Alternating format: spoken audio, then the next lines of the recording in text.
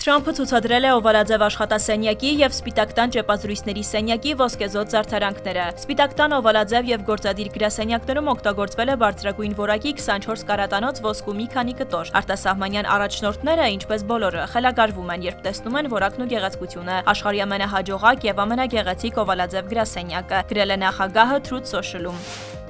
Անվտանգության դաշնային ծառայությունը Սևաստոպոլում ձերբակալել է կին խոհարարի, որը համագործակցել է Ուկրաինայի ռազմական հետախուզության հետ։ Նա կասկածվում է ռուս զինծառայողներին թունավորելու դավադրության և Սևծովյան նավատորմի նավերի վերաբերյալ տվյալներ փոխանցելու մեջ։ Գործակալության տվյալներով Ուկրաինայի զինված ուժերը կնոջ տվյալներն օգտագործել են հրթիռային հարվածներ պլանավորելու համար։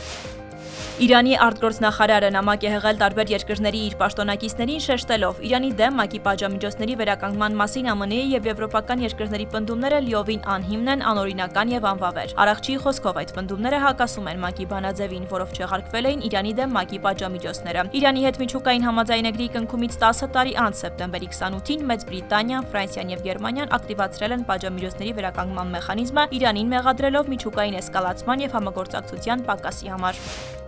Եվրահանձնաժողովի նախագահը շնորհավորել է Մոլդովայի խորհրդարանի ընտրությունում Եվրոպամետ ուժերի հաղթանակը։ Մոլդովա, դու կրկին դա արեցիր, վախ կամ պառակտում սերմանելու ոչ մի փորձ չի կարող կոտրել քո վճռականությունը։